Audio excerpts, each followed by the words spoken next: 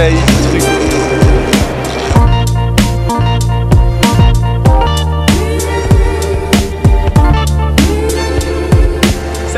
C'est Romain de la chaîne Tech News et Test. Aujourd'hui je suis avec Thomas et on est dans le deuxième Las Vegas, j'ai envie de vous dire, même si l'original est quand même un petit peu mieux puisque celui-ci se passe en Chine précisément, à Macao. Et voilà, on a été invité par AMD pour découvrir un nouveau produit de leur gamme. On est impatient de voir un peu de quoi il s'agit et on voulait vous embarquer, donc c'est parti, suivez-nous.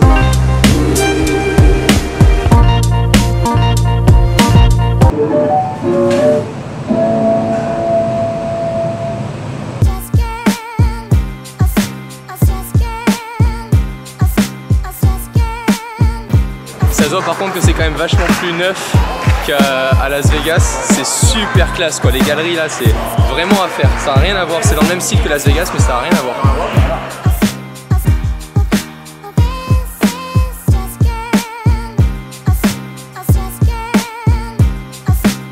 Deuxième jour.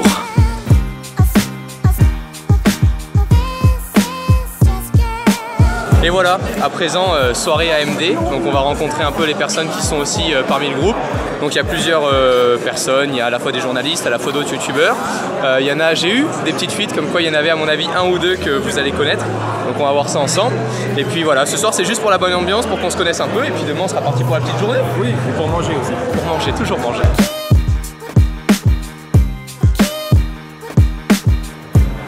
Manger. Vous le reconnaissez? Hey guys, this is Austin. Le fameux thank you very much and nice to meet you. Nice to meet you, dude.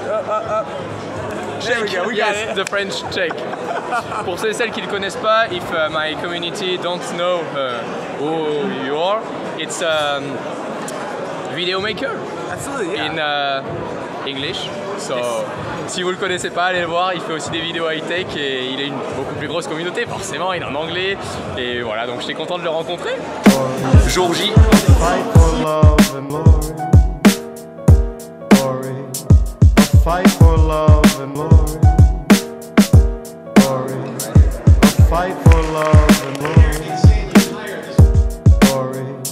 Du coup, première partie de la conférence AMD terminée, on nous a intitulé le nom de la nouvelle architecture qui va venir équiper tous les processeurs de la série RX. Celle-ci s'intitule Polaris. Qu'est-ce que le processeur graphique? Pour faire simple, c'est tout simplement la pièce principale de votre carte graphique qui va permettre de communiquer entre les différents composants de celle-ci pour optimiser au mieux l'image que vous avez sur votre PC. Mais du coup, qu'est-ce que l'architecture graphique? Pour faire simple, c'est la façon dont est constitué votre processeur. Celui-ci est plus petit que l'ancienne génération, 14 nanomètres contre 28 sur l'ancienne, 60% d'économie sur la consommation électrique pour 15% de performance en plus. Mais du coup, qu'est-ce qu'apporte cette nouvelle architecture graphique Polaris? Eh bien tout d'abord, les cartes AMD de la série RX seront compatibles désormais DirectX 12 grâce à cette nouvelle architecture, ainsi que Vulkan qui viendra remplacer l'OpenGL qui est un système d'encodage et de décodage beaucoup plus rapide que l'ancien. Et bien évidemment, comme vous le voyez avec la nouvelle architecture graphique qui débarque Polaris, toutes les cartes sont compatibles avec la VR Ready, la réalité virtuelle. J'en voyais même tout à l'heure tourner avec le HTC Vive.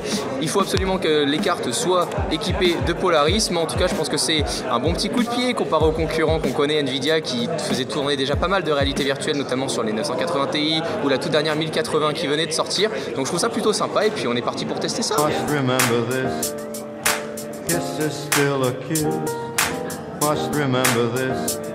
Expérience encore une fois sympa, c'était pas la première fois que je testais le Vive. Là pour le coup ça tourne sur une 480, donc forcément une RX série. Et au niveau de mes impressions, j'ai quand même eu un léger, je trouve, décalage comparé à ce que j'avais pu tester du côté de chez Nvidia. On verra par la suite, je pense que de toute façon ça va encore évoluer un peu du côté software. Mais pour le moment, je pense ressortir avec un léger petit mal de cœur.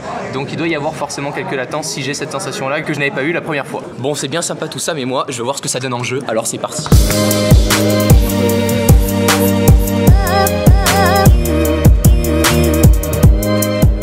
Il y a aussi le HDR qui est apporté par cette nouvelle architecture et qui va vous permettre d'avoir beaucoup plus de détails, hein, donc HDR, High Dynamic Range, donc beaucoup plus de détails dans les jeux et même peut-être dans vos films, etc. Ce qui va être vraiment cool. Et tu sais quoi? Tu sais la petite nouveauté? Viens, regarde, on avance, on va se balader, on va la raconter. C'est que maintenant c'est compatible également 5K. Ouais, toutes les cartes sont en 5K. À l'époque il fallait avoir deux câbles pour pouvoir avoir de la 60 Hz en 5K. Et à présent ça marche directement avec un seul câble en DisplayPort. Et oui, ça c'est cool. Merci Chami. Oh.